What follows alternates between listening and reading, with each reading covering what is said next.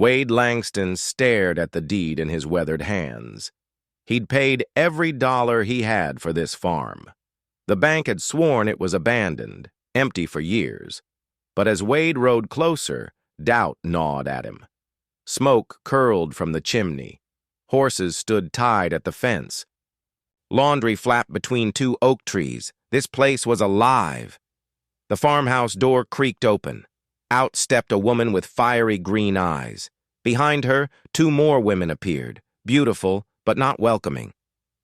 "You're on private property," the first woman called. Wade lifted the deed. "Ma'am, I bought this place fair and square, 3 days ago." Her reply chilled him. "I'm Ruby Callahan. This is my family's land. Has been for 20 years, and we never sold it." Ruby's sisters stepped forward. Sadie, sharp-eyed with red hair, and Clarabelle, a quiet blonde with trembling hands.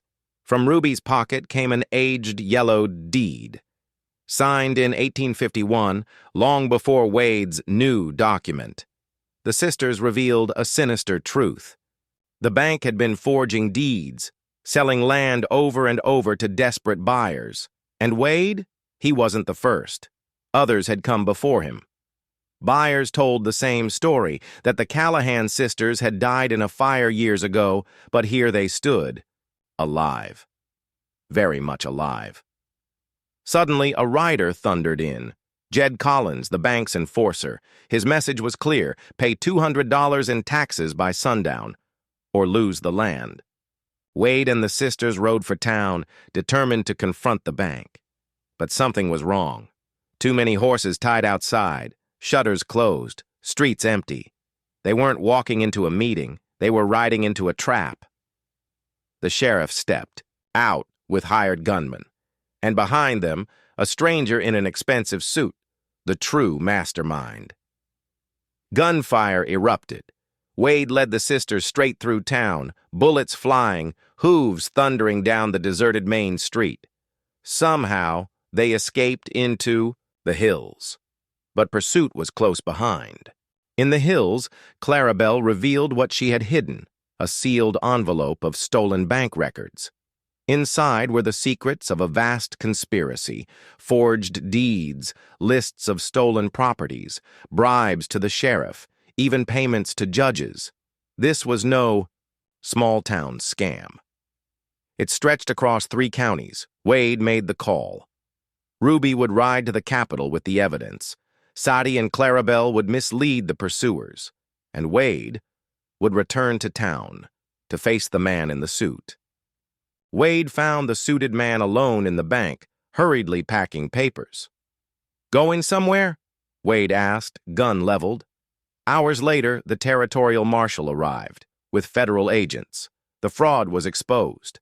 The sheriff, the banker, and the speculator from Chicago were all hauled off in chains. The Callahan sisters' land was safe at last. Wade's stolen money was returned. And 3 months later, the farmhouse was no longer just theirs. It was his too. Not as owner, but as family. 3 months had passed since the takedown of Frontier Bank. The Callahan sisters had their land secured. Wade Langston had found a home, not as owner, but as family. But peace in the West never lasts long. One evening, as the sun dipped low and the corral filled with the smell of fresh hay, a rider came hard up the road. Dust caked his face, fear in his eyes. "Langston!" he called out. "They're coming, and it ain't just bankers this time." Ruby stepped out onto the porch, rifle in hand. "Who's coming?" The rider swallowed hard. "Railroad men, and they brought guns. They say this valley's theirs now, eminent domain, and they've got papers from Washington to prove it.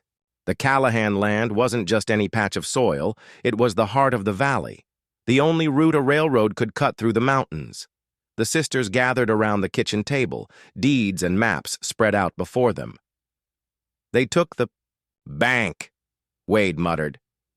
"Now they want the whole valley." Clarabelle's voice trembled. "If the railroad comes, it won't just be us. Every homestead for 20 miles will be gone." Sadie slammed her fist against the wood. "Then we fight. Like Pa always said, land's only yours if you're willing to bleed for it. The next morning, Wade rode into town to gauge the mood.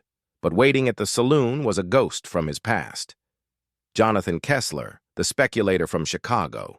Somehow, he was free. And this time, he wasn't hiding behind bankers. He had the railroad at his back. "You thought you'd won, cowboy," Kessler sneered, sipping whiskey. But the bank was just the beginning.